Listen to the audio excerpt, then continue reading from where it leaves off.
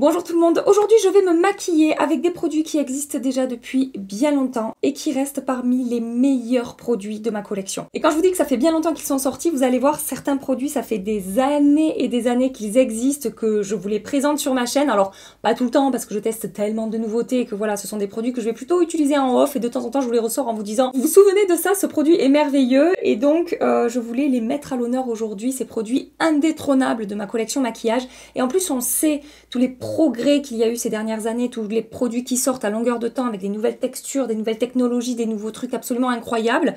Et pourtant, ceux-là, ça reste parmi les meilleurs. Voilà, je peux pas vous dire mieux que ça. Je commence par la catégorie fond de teint. Alors ce produit, vous me voyez l'utiliser tout le temps depuis 2021. J'ai vérifié, je l'ai découvert en 2021, donc ça va faire 3 ans maintenant. Il est vraiment dans mon top 5 depuis sa sortie et je pense qu'il y restera encore longtemps. Celui de chez L'Oréal, le Accord Parfait Nude que j'utilise en teinte 2-3 Light. J'ai déjà appliqué ma base pour le teint hors caméra. Pas de base à vous présenter. Si celle de chez Revlon avait été encore sur le marché, c'est celle que je vous aurais présentée comme base indétrônable depuis tellement de temps, mais on ne la trouve plus. Donc ce fond de teint L'Oréal, un rendu seconde peau, naturel, effet no make-up. Ça unifie le teint, ça apporte bonne mine. Après si j'ai de la correction un petit peu plus ciblée à faire, je le ferai avec des produits un petit peu plus couvrants. Il a une texture vraiment qui ne se voit pas sur la peau. Il a une tenue incroyable. Je m'en sers des fois quand j'ai des fonds de teint qui tiennent pas super bien. Je mélange ce fond de teint L'Oréal au fond de teint qui tient pas super bien et ça améliore la tenue de mes autres fonds de teint. Je crois que c'est ce qui me bluffe le plus avec ce fond de teint. Du matin jusqu'au soir, il reste fondu sur la peau, il reste complètement imperceptible. Je sais qu'avec ce produit, j'ai même pas besoin de checker mon teint en fait. C'est pour ça que je le prends souvent quand je vais en déplacement. Parce que voilà, je sais qu'une fois qu'il est appliqué, qu'il est en place, qu'il est figé, ça ne bougera plus de la journée. Je ne brille quasiment pas avec ce fond de teint. J'ai hésité aussi avec le Care & Glow de Lancôme, qui fait aussi partie de ces produits indétrônables de ma collection, mais le L'Oréal est sorti depuis plus longtemps. J'ai vraiment essayé d'aller chercher pour cette vidéo des produits qui datent quoi, mais aussi des produits que je continue à utiliser. J'ai hésité à ressortir le Velvet Matte de Make Up For Ever, ça fait trop longtemps que je l'ai pas utilisé pour que ce soit cohérent par rapport à ce que je veux vous dire aujourd'hui, à ce que je veux vous présenter aujourd'hui.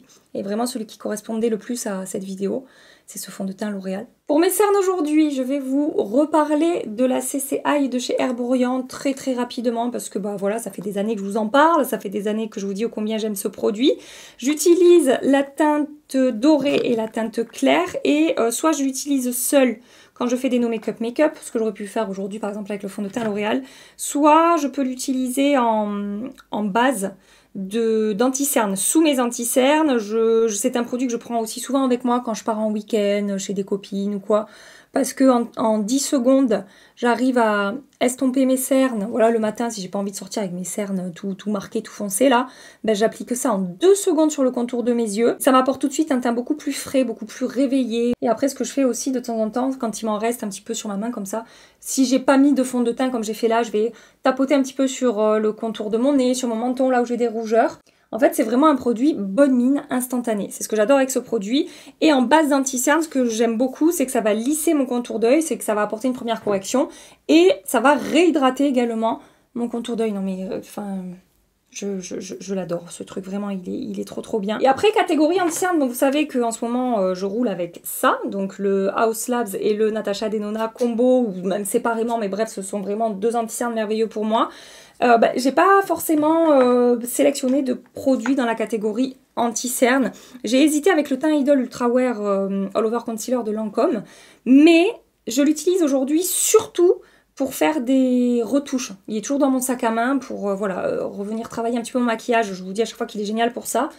Mais en anti-cerne, j'utilise beaucoup moins. Et pour moi, il a quand même été du coup détrôné par d'autres produits qui sont sortis depuis, même si ça reste un excellent produit, que j'aime encore beaucoup.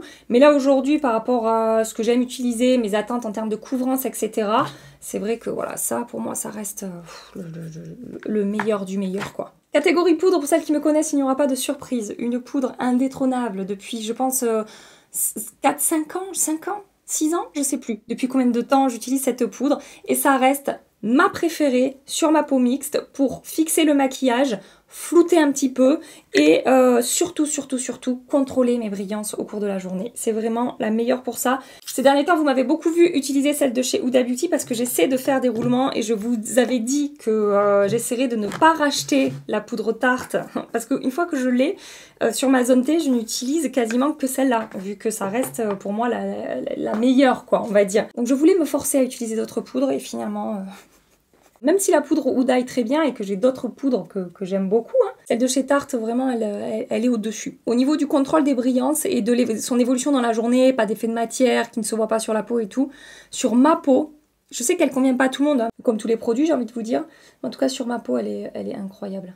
Poudre lumineuse pour les contours de mon visage, indétrônable depuis des années, la poudre ELF Halo Glow Setting Powder. Alors ça a été repackagé, il me semble, mais par contre la poudre en elle-même, elle a pas changé. Il ne me semble pas que ça ait été reformulé. Ça c'est pareil, ça fait des années que je vous la présente en vous disant que voilà, ça fait partie de mes meilleures poudres de toute ma collection, toute gamme de prix confondus, puisqu'en plus on est sur une marque petit prix, mais rien à envier à des marques qui vont coûter beaucoup plus cher et rien à envier à des nouveautés qui sont sorties voilà, récemment. Elle est vraiment géniale pour donc fixer le maquillage et apporter un petit éclat, un petit effet glowy à la peau comme ça, très léger, très naturel. Voilà, je ne sais pas quoi vous dire de plus à part que bah vraiment elle reste dans les meilleurs, quoi. Catégorie bronzer, j'ai beaucoup hésité. Un des produits qui m'a donné l'idée de faire cette vidéo, c'est le bronzer de chez Gucci. Je vous en ai parlé récemment dans une vidéo, c'était au cours du mois de juillet. 2024, c'est l'année des bronzers, hein. J'ai rarement vu autant de sorties dans une même catégorie de produits dans un temps aussi réduit. Et donc, quand je me suis retartinée la dernière fois avec le bronzer Gucci, je me suis dit, ouais, celui-là, si je devais franchement faire un énorme tri dans mon maquillage, garder 10 bronzers, il en ferait définitivement partie. Il est incroyable. Bon, évidemment, bien sûr, celui de chez Make Up For Ever, mais je ne vais pas l'utiliser aujourd'hui, le Pro Bronze Fusion, pardon, qui est discontinué. Ce que je vous dis depuis toujours avec ce bronzer, c'est ils étaient trop en avance, Make Up For Ever, sur ce type de produit hybride entre le gel et la poudre, une texture ultra fine, un petit peu satinée, effet seconde peau et tout. Et ça a été le seul bronzer avec cette texture-là pendant très longtemps. Vraiment une merveille. Alors j'ai entendu dire qu'il serait en train de le reformuler, mais qu'il ressortirait à un moment ou à un autre. J'espère, et j'espère qu'il sera aussi beau que ce qu'ils ont fait la première fois. Mais les produits que j'ai eu envie d'utiliser aujourd'hui, qui sont encore, je crois, quand même encore plus vieux, alors peut-être reformulés depuis. Et pour moi, ça fait partie de ces produits, vous savez, mythiques. Un petit peu comme quand on parle de la première Urban Decay, la première Naked, vous voyez. Voilà, c'est des produits qui font plus trop vibrer, mais en soi, ça reste culte en fait. Et pour moi, les bronzers NARS, en particulier le bronzer Laguna, est un produit culte dans le monde du maquillage, et ça reste parmi les meilleurs produits de ma collection. Alors moi, aujourd'hui, je vais utiliser deux teintes. La teinte Valarta, qui est un bronzer, enfin un produit contouring plutôt froid en fait, et après je mélangerai un petit peu avec la teinte Laguna. Il me semble hein, qu'ils avaient été reformulés quand même ces bronzers depuis qu'ils sont sortis, ça fait des années que ça existe, mais ça fait quand même un petit moment qu'ils ont été reformulés, c'est pas des produits qui sont sortis il y a 6 mois ou qui sont sortis juste l'an dernier. Je sais que le Valarta, ça fait hyper longtemps que je l'utilise, que je le connais, que je vous le présente, et voilà, non mais je vais pas le ranger, ce produit, il est vraiment trop bien. Et en plus je vous dis que c'est une teinte froide, mais en fait c'est parfait pour ma carnation, c'est ni trop chaud ni trop froid, ça va sculpter et réchauffer en même temps. Après la teinte la plus mythique quand même, ça reste Laguna, évidemment chez NARS. Et là vous voyez, ça me refait cet effet là, ça me refait ce truc de je l'applique, je suis bien coiffée. Je vous disais, je l'applique et je suis mais bluffée par sa facilité d'application, la finesse de sa texture, la manière dont il se diffuse, dont il se travaille, dont il se met en place.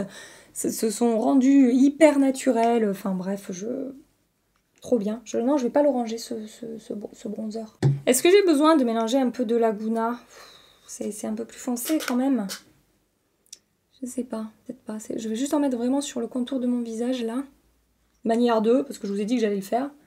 Mais en fait, avec la teinte Valarta, je ne ressens pas forcément le besoin de le faire. En tout cas, si vous recherchez de très bons bronzers semi-mat, avec de très jolies textures, de très jolies teintes également, vous pouvez foncer chez NARS, chez Gucci. Ça me fait penser à je suis passée chez Soch. Chez NARS, non je n'y arrive pas, chez NARS et chez Gucci. Essayez de le dire vite, vous allez voir c'est compliqué. Chez NARS et chez Gucci. Ou alors aussi l'idée de cette vidéo ce serait de vous faire ressortir des produits de vos tiroirs en vous disant ne les oubliez pas, ils existent, vous les avez probablement parce que vous êtes des folles comme moi au niveau du maquillage, mais ne les oubliez pas. Ils ont rien à envier à des produits qui sont sortis il y a pas longtemps. Catégorie blush maintenant, j'ai quelques produits là devant moi à vous présenter. Le tout premier, je vais pas l'utiliser aujourd'hui parce que je l'ai utilisé dans ma dernière vidéo. C'est ce blush là de chez Clinique, le Chic Pop Blush Pop en teinte numéro 17. Et ce que je vous disais dans ma vidéo, c'était que Clinique, ils avaient vraiment eu un coup d'avance, en fait, un petit peu comme Make Up Forever avec ce bronzer. D'ailleurs, on est un petit peu, je trouve, sur le même genre de texture. C'est qu'ils nous ont sorti ces textures hybrides gel poudre, très fines, avec un effet semi-mat satiné magnifique. Et ça fait, je sais pas, 8, 9, 10 ans peut-être qu'ils existent ces blushs. Et malgré tout ce qui est sorti depuis, ben ça reste parmi les blushs les plus réussis, je trouve, avec ce genre de texture-là. J'adore ce blush. Ensuite, j'ai mis devant moi le blush Behave de chez NARS dans la gamme de leur blush poudre. Alors ça, ce sont du coup les anciennes versions puisque les blushs ont été reformulés. Et je sais pas si j'ai vu cette teinte Behave, soit sur Sephora ou sur Look Fantastic. Il faudrait que j'aille voir sur le site de NARS s'ils ont reformulé aussi cette teinte parce que vraiment, pareil, à chaque fois que je la ressors, je me dis mais c'est vraiment la teinte, une des teintes qui va le mieux à ma carnation.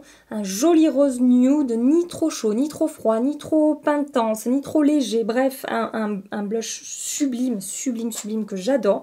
Mais bon voilà, dans le doute où il n'existe plus, j'hésite. J'espère qu'il existe encore celui-là, c'est celui que je vais utiliser aujourd'hui. Le blush de chez Hourglass Ambient Lighting Blush en teinte Diffused Heat. Je me souviens, l'été dernier, je l'avais ressorti.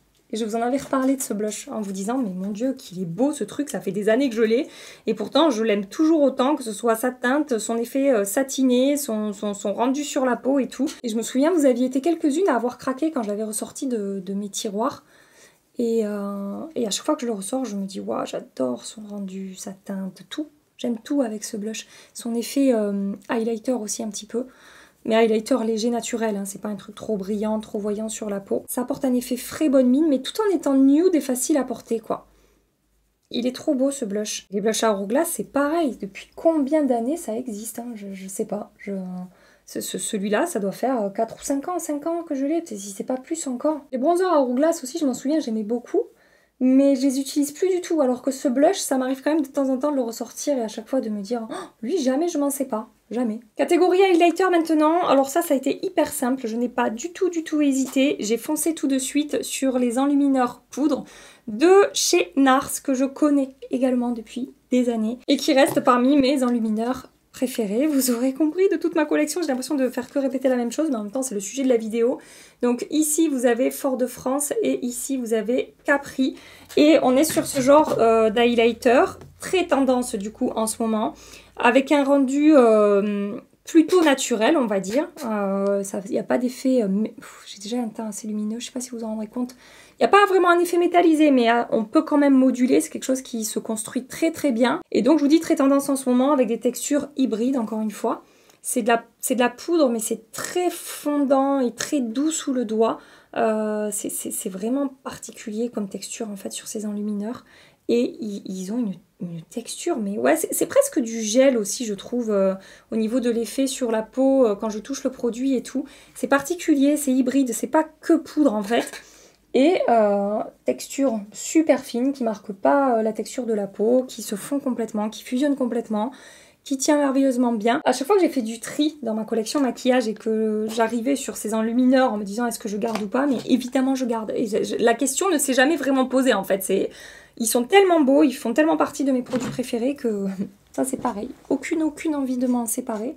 Et ça reste parmi les 10 meilleurs, franchement, de tout ce que j'ai pu tester. Catégorie ombre à paupières, mais je suis sûre que vous pouvez deviner. Ça serait marrant que vous mettiez pause là et que vous essayiez de deviner quelle ombre à paupières j'ai sélectionné dans cette catégorie de produits. Ça fait 1000 ans qu'ils existent et pourtant ils font partie des meilleurs. Et en plus je vous en ai reparlé ces derniers temps pour vous donner un petit indice. Hein. Il y a eu des petits ajouts dans la gamme au niveau des teintes. Et du coup je vous en ai pas mal reparlé.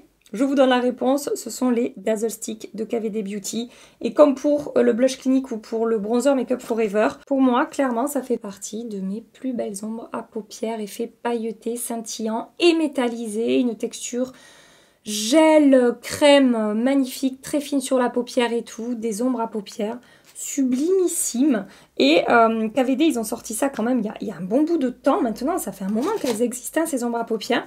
Et ouais, non, ça n'a jamais été détrôné par d'autres produits. Alors évidemment, il y a d'autres ombres à paupières que j'aime bien, vous le savez. Hein, je veux dire, la question se pose même pas, c'est évident. Mais ça, dans son style, ils avaient, ouais, je sais pas, ils avaient tellement d'avance KVD Beauty là-dessus. En fait, ils n'ont pas vieilli ces produits. Pas du tout vieilli, ou presque au contraire. Je dirais même que quand ils sont sortis, c'était pas encore vraiment à la mode, ce genre de fini pailleté scintillant et tout.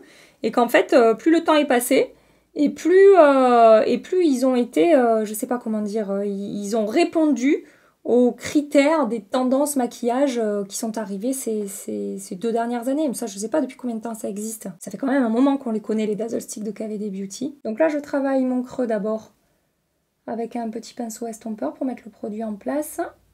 J'utilise la teinte Hail Surge, qui fait clairement partie de mes teintes préférées. J'ai toutes les, quasiment, je crois que j'ai toutes les teintes hein, des Dazzle Stick qui ont pu sortir. Donc après, ce que je fais, je vous dis à chaque fois, je prends directement sur le stick et je vais venir tapoter ma paupière.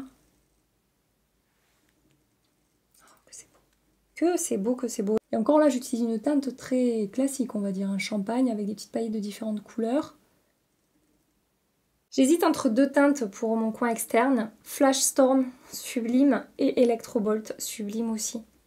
Qu'est-ce que je fais? Je vais mettre Flash Storm, le taupe violine, là. Je pense que ça sera un peu plus contrasté par rapport à ce que j'ai mis sur la première partie de mon maquillage. Là, je le fais au pinceau pour construire correctement mon coin externe. Oh là là, c'est trop beau.